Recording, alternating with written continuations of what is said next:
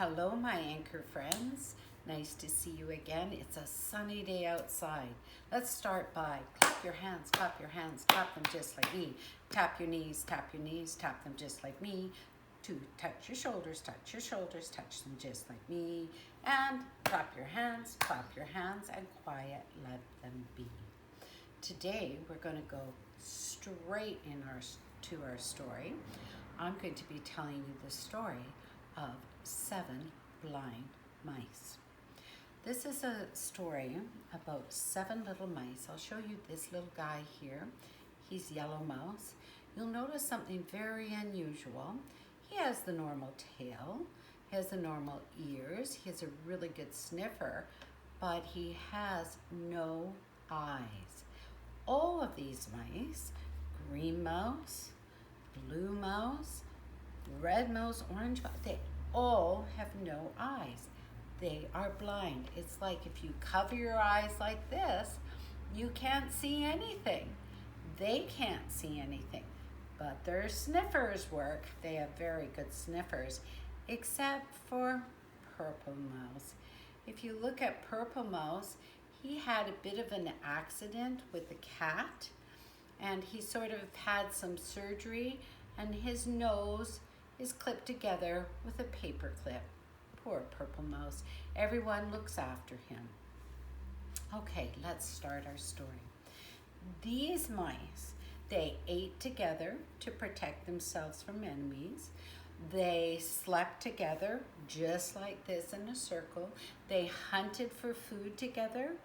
They did everything together, and they always tried to be at least one paw width away or a nose width away. Okay, they like to be very close.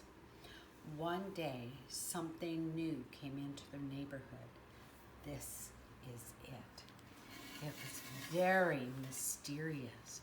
Now, they knew something was in their neighborhood because they felt the shadow from the thing that was very big. They knew it was big because it had a big shadow from the sun. They didn't feel the heat of the sun, so they knew something big was there, but they didn't know what it was. And they started to worry.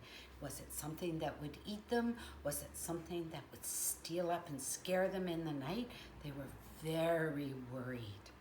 And they talked about it, and they whispered about it. What do you think it is? What do you think it is? It's so scary. And finally, Red Mouse said, I'm so brave, I will go and see what the thing in our neighborhood is. And so he crept up, and he went up and down, up. He ran back to his friends, and he says, I know what it is. I know what it is. It's nothing to be scared of. The thing in our neighborhood is a big red column. He said red, even though he couldn't see the color red, because he knew that he was red. So it must be red, a big red column. Really? Are you sure? Said Orange Mouse. I think I'll go have a look.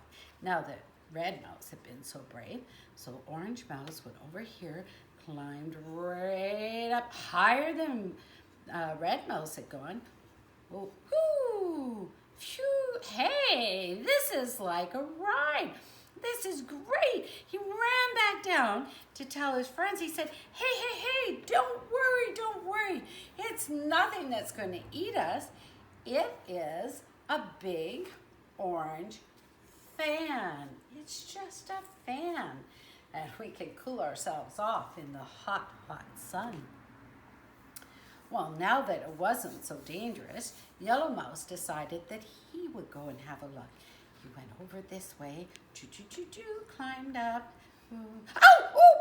Pookie thing ran back and said, oh, yes, it is something to be scared of. The thing that's in our neighborhood is a big yellow spear, and it will poke us in the night if we are not careful. Oh, dear, said Blue Mouse. Maybe I should have a look. No, I'm going to go first, said Green Mouse. So Green Mouse went off, raced. Blue Mouse came up here, ran back and said, oh no, it is very scary. It's the scariest of all. The thing that is in our neighborhood is a green snake. Oh, that is very dangerous. How can it be a snake, said Red Mouse. I thought it was a comb. No, it's a fan. No, it's a spear. It's a snake, Blue Mouse decided. Even though snakes are very scary because they like to eat mice, he would have a look too. He went this way, went up the back, went up. Yes, it did swing, but this was not scary. He went back to his friends and he said, no. It feels like a snake, but what is in our neighborhood is actually a blue rope. Nothing to be worried about. A rope never ate any mouse. Well, this was very confusing indeed. The mice were arguing about what the thing in their neighborhood was. Purple Mouse, who was not the bravest, but now everybody else had tried, thought, I should go. Everyone said, be careful, don't worry, be careful, don't worry. So Purple Mouse went up to make up his own mind. He crawled up here, right up, oh, very, very high, very, very, very high. Boom! Oh, my nose, he said. My nose, my delicate nose. Oh, the thing that's in our neighborhood is a big purple boulder. And watch out or you will fall off it. Oh, dear. Now, White Mouse here was the oldest of all of the mice, and he thought this is very, very serious and confusing. A pillar, a fan, a spear, a snake, a rope, a boulder. I think I better have a go look-see. So even though he couldn't see with his eyes, he would feel with his paws. He went over here, he climbed up. Oh, yes. I could see how that could be a pillar. Oh, yes, I could see how that could be a spear. Whoa, a fan. Oh, yes, I see a big boulder. And White Mouse went over and around. Oh, yes, a rope. Oh, and over this way. Oh, yes, that could be a snake. But when White Mouse went round and round, over and back, he decided that the thing in their neighborhood was nothing more, nothing less than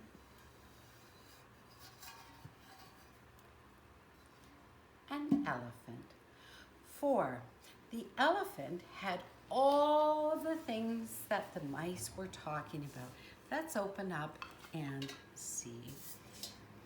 You see here I've got my felt elephant. I'm hoping you can see. For Green Mouse, if you look at the trunk of the elephant, yes, it does look and feel like a snake. But so does the tail feel like a rope. And so does the legs. Each leg feels like a pillar. And the ear that goes back and forth feels like a giant fan. And the top of the head of the elephant, which is oh so high, could be a cliff. And last of all, the tusk, the pointy tusk, could be a spear. But when you put all of those things together, rather than separately, they make an elephant, which is the sum of the parts is greater than the whole. And this is our special elephant gong. Thank you for listening to that story. I'm going to put it over here because I have a very quick and fun craft for you to do today that you don't need very much in your house. You just need a little bit of paper. Color paper is best. I'm going to bring it over here. You need a glue stick. You need a pair of scissors. You need a marker, a pen or pencil for tracing, and one shape or saucer that's bigger than the other one. So you need one that's bigger and one that's smaller. And we're going to make this lovely paper bird. So I have already traced around. I'm first going to make the eyes for my bird. I traced around the lid of my glue stick. And now I'm going to quickly cut those two shapes out like this. You can do this at home today if you can find some colored paper. And it doesn't have to be the colors I chose. So then before going further, I'm going to take my black marker and just put a black dot in the middle to be the eye. So now I have two eyes there. They're waiting for the bird. Then I'm going to take my other piece of color paper. I'm using blue today, and I'm going to cut around my circle like this. And I'm going to take my red one, and I'm going to, it's the bigger circle. I traced this one for the red one. And I use the blue little saucer for the smaller one. And then I just need to cut one more shape. And for this one, I'm going to just cut a rectangle. Now, some of you may prefer to bend it so that you have a line to cut along. So you can cut along your line like that and make a nice straight shape.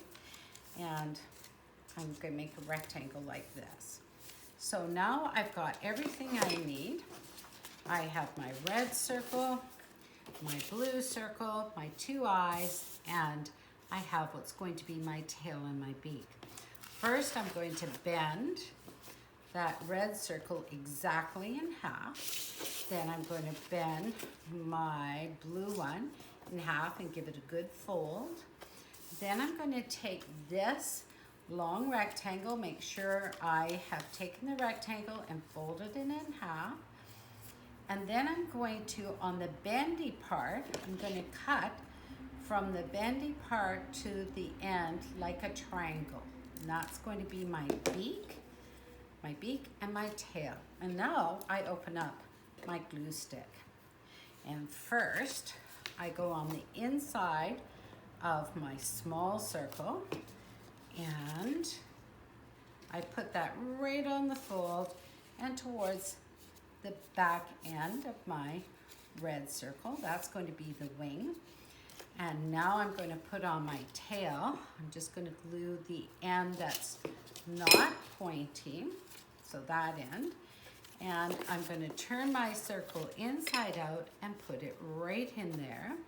And then a little bit of glue, we're almost done, on the inside of my beak, which I'm going to put that triangle there so it looks like this.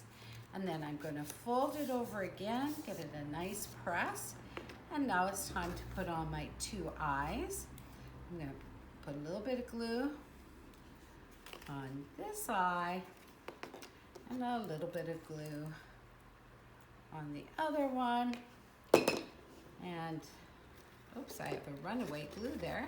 And now I have a quick bird to be friends with my other bird. I hope you have fun making some birds today with your mommy or daddy, your sister or brother. It's time for us to say goodbye, and I'll see you next week. Goodbye, everyone. Goodbye, everyone. Goodbye, everyone. It's nice to see you here. Merrily we roll along, roll along, roll along. Merrily we roll along over the deep blue sea. Goodbye, you. Goodbye, me. Goodbye, Gigi, Natalie, Frank, and preschool. It's nice to see you here. Mwah! We'll see you next week. Goodbye.